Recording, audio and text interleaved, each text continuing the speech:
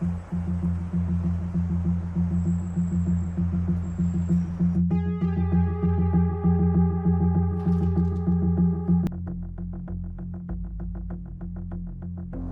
7 சிஏஏவோட hacking டூல்ஸ்லாம் வந்து release செய்யப்பட்டுச்சு. அதோட code name என்னன்னா உங்களுக்கு வால்ட் 7 சொல்லப்பட்டுச்சு.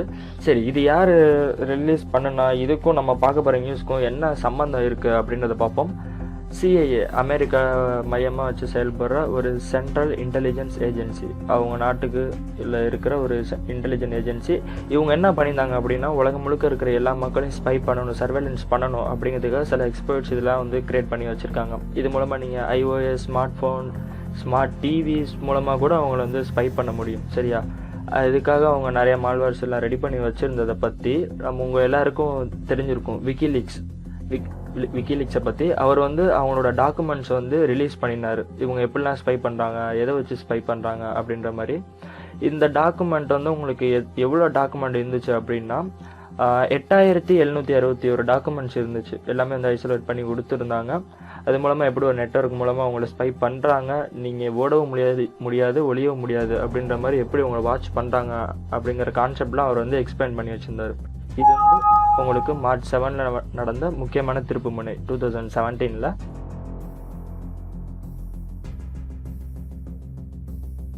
மாதம் 2017 என்ன நடந்துச்சுன்னு அடுத்தது பார்ப்போம்.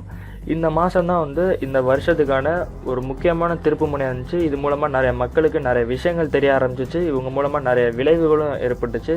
அதை பற்றி தான் நம்ம இப்போ பார்க்க போகிறோம். இந்த ஏப்ரல் மந்த் அப்படின்னாலே நம்ம மெயினாக வந்து ஷேடோ புரோக்கர்ஸ் அப்படின்னு சொல்லலாம். இந்த ஷேடோ புரோக்கர்ஸ் அப்படிங்கிறது என்ன அப்படின்னு கேட்டிங்கன்னா, ஒரு ஹேக்கர்ஸ் குரூப். இவங்க என்ன பண்ணியிருந்தாங்கன்னா, அமெரிக்காவோட என்எஸ்ஏவை ஹேக் பண்ணி அவங்க வச்சுருந்த ஹேக்கிங் டூல்ஸ் எல்லாத்தையும் வந்து ரிலீஸ் பண்ணிட்டாங்க. இது மூலமாக ஒரு பெரிய விளைவு ஏற்பட்டுச்சு. ஸோ இந்த ஏப்ரல் மந்த்துக்கும் மே மந்த்துக்கும் ஒரு லிங்க் இருக்குது. அந்த லிங்க்கு காரணமே இவங்க தான். அந்த மே மாதம் நடந்த ஒரு சம்பவம் தான் உலகம் முழுக்க பெரிய வைரல் ஆச்சு. இது மூலமாக நிறைய மக்களுக்கும் நிறைய தெளிவு புரிவு எல்லாமே ஏற்பட்டுச்சு. சரி, அதை பற்றி பார்ப்போம். என்எஸ்ஏ, நேஷனல் செக்யூரிட்டி ஏஜென்சி, இவங்க என்ன பண்ணாங்கன்னா, முக்கியமானவங்க இல்லாட்டி மக்கள் எல்லாம் ஸ்பை பண்ணுறதுக்காக சில 0 டே எக்ஸ்பர்ட்ஸ் வச்சுருந்தாங்க. அது என்னடா 0 டே அப்படின்னு சொன்னீங்கன்னா, இப்போ நீங்கள் ஒரு விண்டோஸ் மிஷின் யூஸ் பண்ணுறீங்க அப்படின்னா அதில் ஒரு பக் இருக்குது அப்படின்னா, உலகம் முழுக்க இதே வெர்ஷன் யூஸ் பண்ணுற எல்லா விண்டோஸ் மிஷினும் பக் இருக்கும். சரியா? இது மூலமாக இந்த 0 டே மூலமாக ஒரு மிஷினை ஹேக் பண்ண முடியும் அப்படின்ட்டு மைக்ரோசாஃப்ட்டுக்கு தெரிஞ்சிச்சுன்னா அவங்க என்ன பண்ணுவாங்க, உடனே பேட்ச் எல்லாத்துக்கும் கொடுப்பாங்க. நம்மளும் உடனே அப்டேட் பண்ணிட்டோம்னா அந்த பக் வந்து சால்வ் ஆயிரும். ஆனால் இவங்க என்ன பண்ணியிருந்தாங்க, இந்த மாதிரி விண்டோஸ் 7, விண்டோஸ் 8, சர்வர் 2012, அதுக்கு கீழே இந்த 2008 இந்த மாதிரி வெர்ஷனுக்கு எல்லாத்துக்குமே வந்து ஸ்பை பண்ணுற மாதிரி ஒரு 0 டே எக்ஸ்பர்ட் வச்சுருந்தாங்க. அது வந்து மைக்ரோசாஃப்ட் கார்பரேஷனுக்கே தெரியாது. இதெல்லாம் டெவலப் பண்ணி அவங்க என்ன பண்ணாங்கன்னா, மற்றவங்க வந்து ஹேக் பண்ணிகிட்டு இருந்தாங்க. என்எஸ்ஏவில் அவங்க ஹேக் பண்ணதுக்காக அந்த டூல் ரெடி பண்ணியிருந்தாங்க. ஆனால் அந்த என்எஸ்ஏவே இவங்க ஷேடோ புரோக்கர்ஸ் ஹேக் பண்ணி அவங்க வச்சு இந்த 0 டே எக்ஸ்பர்ட்ஸ் டூல் எல்லாமே வந்து உங்களுக்கு ரிலீஸ் பண்ணி விட்டாங்க. சரியா? இந்த டூல்ஸ் எல்லாமே எப்படின்னா, நம்ம கூட ஒரு சேனல் வந்து எட்டர்னல் ப்ளூ வந்து மெட்டாஸ்பேட்டில் எப்படி மாடியூலை ஆட் பண்ணுறது அப்படின்னு பார்த்துருந்தோம். அதே எட்டர்னல் ப்ளூ இந்த மாதிரி இன்னும் சம்திங் சில டூல்ஸ்லாம் இருந்துச்சு. சரியா? அந்த டூலெல்லாம் வந்து ரிலீஸ் பண்ணியிருந்தாங்க. அவ்வளோதான், அந்த டூல்லாம் வந்து ரிலீஸ் பண்ணியிருந்தாங்க. அது கூட வந்து இன்னும் சில டூல்ஸ்லாம் இருந்துச்சு. அதுக்கப்புறம் இவங்க பண்ணின வேலைனால அந்த விளைவை தான் வந்து நம்ம அடுத்த மே மந்த் என்ன நடந்துச்சு அப்படின்னு பார்ப்போம். சரியா? மே மந்த் என்ன நடந்துச்சுன்னு பார்ப்போம். சரி, உங்கள் ஷேடோ புரோக்கர்ஸ் கை எப்போ ஓங்குச்சு அப்படின்னு கேட்டிங்கன்னா, 2016 ஆகஸ்ட் ஹாலோவின் அப்போ என்எஸ்ஏ மேலே கை வச்சாங்க. மறுபடியும் அதுக்கப்புறம் இந்த இயரை வச்சாங்க. இது கொஞ்சம் பெரிய சம்பவமாச்சு. இது மூலமாக வந்து ஷேடோ புரோக்கர்ஸ் அப்படிங்கிற நேம் வந்து எல்லாருக்கும் தெரிய ஆரம்பிச்சிச்சு. அதுக்கப்புறம் எட்டர்னல் ப்ளூ, நீங்கள் சும்மா இப்போ கூகுளில் போட்டு பார்க்கலாம். என்எஸ்ஏ ஹேக்கிங் டூல்ஸ் அப்படின்னு போட்டிங்கன்னா கூட கூகுளில் உங்களுக்கு லிஸ்ட் அவுட் பண்ணி காட்டும். அதை யார் ரிலீஸ் பண்ணாங்கன்னா ஷேடோ புரோக்கர்ஸ் அப்படின்னு காட்டும். ஸோ நீங்கள் அதை சர்ச் பண்ணி பாருங்கள். அந்த ஏப்ரல் மந்தில் வந்து ஷேடோ புரோக்கர்ஸ் வந்து என்எஸ்ஏவோட டூல்ஸ் வந்து லீக் பண்ணினாங்க. இதுதான் இந்த மந்தோட கான்செப்ட்.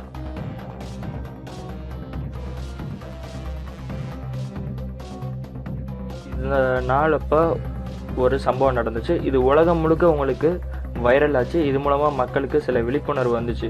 இது என்ன அட்டாக் அப்படின்னு கேட்டிங்கன்னா, வானக்ரை ரேன்சம்வேர். இதுதான் உங்களுக்கு கீவேர்ட். சரியா? இதை பற்றி உங்களுக்கு தெரிஞ்சிருக்கும். நிறைய யூடியூப் சேனலில் உங்களுக்கு இதே தனியாக எக்ஸ்பிளைன்லாம் பண்ணிவிட்டு வீடியோலாம் போட்டிருந்தாங்க. ரேன்சம்வேர்னா என்ன அப்படின்லாம் உங்களுக்கு நிறைய பேர் வந்து சொல்லியிருந்தாங்க. நீங்கள் பார்த்துருப்பீங்க அப்படின்னு நினைக்கிறேன். இந்த வானக்ரை ரேன்சம்வேர் அட்டாக் வந்து உங்களுக்கு உலகம் முழுக்க இருக்கிற ஒரு 150 நாட்டில் 150 கண்ட்ரீஸில் நடந்துச்சு. இது மூலமாக 3 லட்சத்துக்கும் மேலான கம்ப்யூட்டர்கள் வந்து ரேன்சம்வேர் வந்து ஹிட் பண்ணுச்சு. இது எப்படி பரவுச்சு அப்படின்னு கேட்டிங்கன்னா, இதுக்கு முன்னாடி ஏப்ரல் மந்த் அப்போ ஷேடோ புரோக்கர்ஸ் ஹேக்கர்ஸ் வந்து என்ன பண்ணியிருந்தாங்க, சில எக்ஸ்பர்ட்ஸ்லாம் வந்து ரிலீஸ் பண்ணியிருந்தாங்க அப்படின்னு சொன்னாங்களா. அவங்களோட டூல்ஸ் மூலமாக தான் இந்த அட்டாக் வந்து உங்களுக்கு நடந்திருக்கு. எட்டர்னல் ப்ளூ அப்படின்ற டூல் மூலமாக உங்களால் என்ன பண்ண முடியும்னா, அந்த நெட்வொர்க்கில் இருக்கிற சேம் கம்ப்யூட்டரோட ஆக்சஸை எடுக்க முடியும். இந்த டபுள் பல்சர் டூல் மூலமாக என்ன பண்ணலான்னா, நம்மளால் இந்த மாதிரி ரேன்சம்வேர் இல்லைனா வேறு ஏதாவது ஃபைல்ஸ் வந்து காப்பி பண்ணி இன்ஸ்டால் பண்ணிவிட முடியும். இந்த 2 டூல்ஸை வச்சு தான் அவங்க மெயின் கேமே ஆடினாங்க. ஆனால் இந்த அட்டாக் வந்து பண்ணது வந்து ஷேடோ புரோக்கர்ஸ் அப்படின்னு சொல்ல முடியாது. ஷேடோ புரோக்கர்ஸ் இல்லை அப்படின்னு தான் சொன்னாங்க. ஆனால் அவங்க நிறைய பேர் சந்தேகப்பட்டுக்கிட்டு இருந்தாங்க, ஒருவேளை லிசார்ட் ஸ்குவாடாக இருக்குமோ, இல்லாட்டி இந்த டீமாக இருக்குமோ, அந்த டீமாக இருக்குமோ அப்படின்னு யோசிச்சுக்கிட்டு இருந்தாங்க. கடைசியில் இப்போ என்னென்னா, ரீசெண்டாக அந்த நியூஸ் படி வடகொரியா தான் இது பண்ணினாங்க அப்படின்னு சொன்னாங்க. ஆனால் எது உண்மை அப்படின்னு யாருக்கும் என்னன்னு தெரியல. இன்னும் அதை கண்டுபிடிப்பாங்களா என்னன்னு தெரியல, பார்ப்போம். ஒருவேளை கண்டுபிடிச்சிருந்தாங்கன்னா அது யாருன்னு உங்களுக்கு தெரியும்னா கீழே கமெண்ட் பண்ணுங்கள். இந்த அட்டாக் மூலமாக உங்களுக்கு என்ன மக்களுக்கு விழிப்புணர்வு வந்துச்சு அப்படின்னு கேட்டிங்கன்னா, ரேன்சம்வேர்னா என்ன அப்படின்னு எல்லாத்துக்கும் தெரிஞ்சிச்சு. இது வந்து ஒரு கைண்ட் ஆஃப் மால்வேர். இது வந்து நம்ம கம்ப்யூட்டரில் இருக்க டேட்டாஸ் வந்து என்கிரிப்ட் பண்ணி விட்டுரும். திருப்பி அவங்களுக்கு வந்து பணம் கேட்பாங்க அந்த லாக் எடுக்கணும்னா அப்படின்னு எல்லாத்துக்கும் தெரிஞ்சிச்சு. சரி, அதுக்கு பணம் கொடுக்கணும்னா என்ன மெத்தட் அப்படின்னு கேட்டிங்கன்னா, அவங்க பிட்காயின் அப்படின்னு ஒரு கரன்சி, டிஜிட்டல் கரன்சியை வந்து மென்ஷன் பண்ணியிருந்தாங்க. இது மூலமாக என்னாச்சு அப்படின்னா, மக்களுக்கு எல்லாருமே வந்து பிட்காயின்னா என்ன அப்படின்னு தெரிய ஆரம்பிச்சிச்சு. மொத்தம் இந்த வருஷத்தில் நடந்த ஒரு 2 நல்ல விஷயம், ரேன்சம்வேர்னா என்ன அப்படின்னு தெரிஞ்சிச்சு, இன்னொன்று வந்து பிட்காயின்னா என்னன்னு தெரிஞ்சிச்சு. இது மூலமாக பிட்காயினில் எல்லாருமே இன்வெஸ்ட் பண்ணியிருந்தாங்க. கடைசியில் பிட்காயினோட ரேட்டு வந்து உங்களுக்கு சர்ன்னு இன்க்ரீஸ் ஆகிட்டே இருந்துச்சு. இந்த ரேன்சம்வேர் அட்டாக்கும் வந்து உங்களுக்கு பிட்காயின் ஏறினதுக்கு ஒரு முக்கியமான காரணம்னு சொல்லலாம். அடுத்தது மே மாதம் 18ஆம் தேதி நம்ம ஸ்ரீலங்கன் சைபர் ஸ்பேஸில் ஒரு சைபர் அட்டாக் நடந்துச்சு. அது என்ன சைபர் அட்டாக் அப்படின்னு கேட்போம். உங்களுக்கு மே 18ன்னா உங்களுக்கு தெரிஞ்சிருக்கும், முள்ளிவாய்க்கால் நினைவு தினம். நம்மளுக்கு விடுதலை புலிகளோட கடைசி இறுதிக்கட்ட போர் நடந்த தினம். அது உங்கள் எல்லாருக்கும் தெரிஞ்சிருக்கும் அப்படின்னு நம்புகிறேன். அன்றைக்கி வந்து அதை டார்கெட்டாக வச்சு ஒரு சைபர் அட்டாக் பண்ணினாங்க. ஸ்ரீலங்கா வச்சு செயல்படக்கூடிய சிங்கள வெப்சைட்கள் 300க்கு மேலே, அப்புறம் சில கவர்மெண்ட் வெப்சைட் எல்லாத்தையும் வந்து ஒரு அடையாளம் தெரியாத ஒரு ஹேக்கர் குழு வந்து முடக்குனாங்க, டிஃபேஸ் பண்ணினாங்க. அதோட டிஃபேஸ் பேஜ் தான் இதுவும் உங்களுக்கு அவங்க பண்ணியிருந்தாங்க. சரி, இந்த நியூஸ் எதுக்கு நீங்கள் சொல்கிற அப்படின்னு கேட்கலாம். இருந்தாலும் ஸ்ரீலங்காவில் நம்மளுக்கு தெரிஞ்சவங்க, நம்ம சப்ஸ்கிரைபர்ஸ் எல்லாருமே இருக்காங்க, அவங்களுக்கு தெரியணும் அப்படிங்கிறதுக்காக. மோஸ்ட்லி இந்த அட்டாக் வந்து நிறைய பேர்த்துக்கு தெரியலை. இருந்தாலும் இப்படி ஒரு அட்டாக் நடந்துச்சு அப்படிங்கிறது நம்ம நியூஸாக சொல்லணும். ஜூன் 2017 இந்த மாதம் என்ன நடந்துச்சு அப்படின்னு கேட்டிங்கன்னா, வானக்ரே ரேன்சம்வேர் போன கையோட இன்னொரு ரேன்சம்வேர் இன்ஃபெக்ஷன் ஒன்று நடந்துச்சு. இதோட நேம் என்னென்னா பெட்டியா மால்வேர். சரியா, இந்த பெட்டியா மூலமாக என்ன உங்களுக்கு என்ன நடந்துச்சுன்னா, சேம் ரேன்சம்வேர் அட்டாக் தான் உங்களுக்கு நடந்துச்சு. சேம் எக்ஸ்பர்ட்ஸ் இதெல்லாம் யூஸ் பண்ணி தான். இதுக்கப்புறம் உங்களுக்கு என்ன நடந்துச்சு அப்படின்னு கேட்டிங்கன்னா, ஃபஸ்ட்டு வானக்ரே ரேன்சம்வேர் வந்து இவ்வளோ தூரம் ஸ்ப்ரெட் ஆகும் அப்படின்னு வந்து அந்த ஹேக்கரை வந்து நினைக்கல. சரியா, அதுக்கப்புறம் மற்ற எல்லோரும் பார்த்துட்டு என்ன பண்ணாங்க, அவங்களோட ஓன் வருஷனாக ரேன்சம்வேர் க்ரியேட் பண்ணி அனுப்பிவிட ஆரம்பித்தாங்க. அதுக்கப்புறம் இந்த வருஷம் வந்து ரேன்சம்வேர் வருஷம் ஆயிடுச்சு.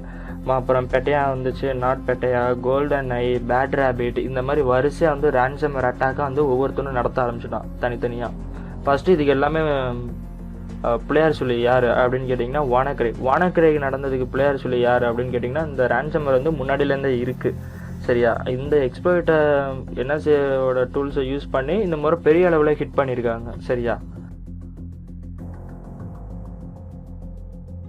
$32 மில்லியன் US டாலர் மதிப்புள்ள கிரிப்டோ கரன்சி எக்ஸ்சேஞ்ச் வந்து உங்களுக்கு ஹேக் செய்யப்பட்டுச்சு. அது என்ன டைப் ஆஃப் கிரிப்டோ கரன்சி அப்படின்னு கேட்டிங்கன்னா, எத்தீரியம் கிரிப்டோ கரன்சி எக்ஸ்சேஞ்ச் வந்து உங்களுக்கு ஹேக் செய்யப்பட்டுச்சு. ஃபஸ்ட்டாக இந்த கிரிப்டோ கரன்சி எக்ஸ்சேஞ்ச் வந்து ஹேக் செய்யப்பட்டதுக்கு அப்புறமும் இதான் பிளேயர் சொல்லி. சரியா, இதுக்கப்புறம் வந்து நிறைய கிரிப்டோ கரன்சி வந்து உங்களுக்கு அடுத்தடுத்த ஹேக் செய்யப்பட்டுச்சு. நைஸ் ஹேஷ் இந்த மாதிரி அடுத்தடுத்த வந்து ஹேக் பண்ணினாங்க ஹேக்கர்ஸு. இந்த கிரிப்டோ கரன்சி எக்ஸ்சேஞ்சு ஹேக் ஆனதும் தான் ஒரு முக்கியமான காரணம் பிட்காயினோட விலை வந்து ஏறினதுக்கு. ஃபஸ்ட்டு ரேன்சம்வேர் அட்டாக்கு, வானக்ரே ரேன்சம்வேர் அட்டாக்குக்கு அப்புறம் உங்களுக்கு இந்த மாதிரி எக்ஸ்சேஞ்ச் வந்து ஹேக் ஆனதுக்கப்புறம் உங்களுக்கு வந்து பிட்காயினோட மதிப்பு வந்து ஏறிச்சு. இப்போ நீங்கள் இதை பார்த்தீங்கன்னா உங்களுக்கே எல்லாத்தையும் தெரியுது, வந்து ஒரு செயின் லிங்க் மாதிரி இருக்கே அப்படின்ட்டு. வானக்ரே அட்டாக்கு, அதுக்கப்புறம் அது பிட்காயின் வந்து கேட்டனால அப்போ கொஞ்சம் இன்க்ரீஸ் ஆனிச்சு. அதுக்கப்புறம் எக்ஸ்சேஞ்சே ஹேக் ஆச்சு. இந்த மாதிரி வரிசையாக நடந்துக்கிட்டே இருக்குது.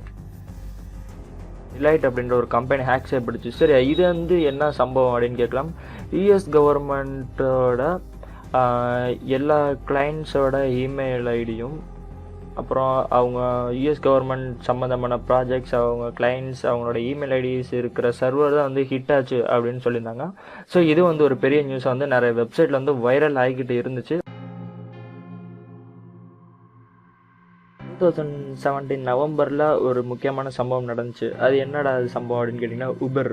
இந்த உபர் பற்றி உங்களுக்கு தெரியும். நம்ம ஊர் ஓலா மாதிரி நம்ம அமெரிக்காவில் வந்து கால் டாக்ஸி வச்சுருக்காங்க உபர். இப்போ இந்தியாவிலேயும் கொஞ்சம் ஒரு சில இடத்துலலாம் இருக்குது.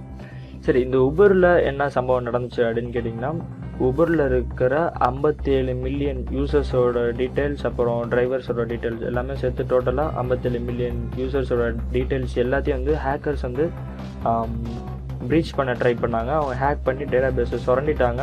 அதுக்கப்புறம் அந்த ப்ரீச் எதுவும் பண்ணாமல் இருக்கணும் அப்படிங்கிறதுக்காக ஹேக்கர்ஸ்க்கு வந்து இவங்க $1,00,000 வந்து பே பண்ணினாதான் வந்து நியூஸ் வந்துருந்துச்சு. இது வந்து உபர் டேட்டா ப்ரீச். ஆனால் டேட்டா வந்து ப்ரீச் ஆகலை, அதுக்கு முன்னாடி ஹேக்கர்ஸ்க்கு வந்து பே பண்ணிட்டாங்க அப்படின்னு ஒரு நியூஸ் வந்துச்சு. சரி, இப்போ நீங்கள் இந்த வருஷத்தில் நடந்த சில பிக்கஸ்ட்டு நியூஸ் மட்டும்தான் பார்த்தீங்க. வருஷத்தில் நடந்த மற்ற சைபர் அட்டாக்ஸ், டேட்டா ப்ரீச்சஸ், அப்புறம் முக்கியமான நிகழ்வுகள் வந்து எல்லாத்தையுமே இப்போ வந்து நான் அடுத்த ஒன் லைனாக வந்து சொல்கிறேன். க்ளவுட் ப்ளீட் அப்படின்ற ஒரு வல்னரபிள் வந்துச்சு. க்ளவுடில் இருக்கிற இது, அதை நீங்கள் க்ளவுட் ப்ளீட் அப்படின்னு கூகுளில் போட்டாலே உங்களுக்கு தெரிஞ்சிடும். அடுத்தது ஜொமேட்டோ வந்து உங்களுக்கு ஹேக் ஆச்சு. ஜொமேட்டோவில் இருக்கிற 17 மில்லியன் யூசர்ஸோட டீட்டெயில்ஸ் வந்து எல்லாமே ப்ரீச் ஆச்சு. அதுக்கப்புறம் ஹெச்பிஓ சர்வர்ஸ் வந்து ஹேக் செய்யப்பட்டு கேம் ஆஃப் த்ரோன் சீரீஸ் வந்து முன்னாடியே ரிலீஸ் செய்யப்பட்டுச்சு ஹேக்கர்ஸால். அடுத்து நிறைய பிட்காயின் எக்ஸ்சேஞ்சஸ் வந்து உங்களுக்கு ஹேக் ஆச்சு. அதுக்கப்புறம் டீம் வீவரில் ஹைஜாக்கிங் வல்னரபிள் வந்துச்சு. அதுக்கப்புறம் ஆப்பிளில் வந்து ஃபேஸ் மூலமாக லாக் பண்ணுறது எப்படி, 3D பிரிண்டர் மூலமாக இன்னொரு மாஸ்க் மாதிரி செஞ்சு அவங்க அன்லாக் பண்ணினாங்க அப்படின்ற மாதிரி நிறைய நியூஸ்கள் வந்து உங்களுக்கு இந்த 2017 வந்து நடந்துச்சு. இன்னும் 2018 இன்னும் இதை விட நிறைய சம்பவங்கள், சரித்திரங்கள் எல்லாம் நடக்கும் அப்படின்னு எதிர்பார்ப்போம். சரி, எனிவே உங்களுக்கு இந்த வீடியோ புரிஞ்சிருக்கும் அப்படின்னு நம்புறேன். பிடிச்சிருந்தா லைக் பண்ணுங்கள், பிடிக்கலன்னா டிஸ்லைக் பண்ணுங்கள். இந்த வீடியோ எப்படி இருந்துச்சுன்னு கமெண்ட் பண்ணுங்கள். அதுக்கப்புறம் எல்லாத்துக்கும் அட்வான்ஸ் ஹாப்பி நியூ இயர்.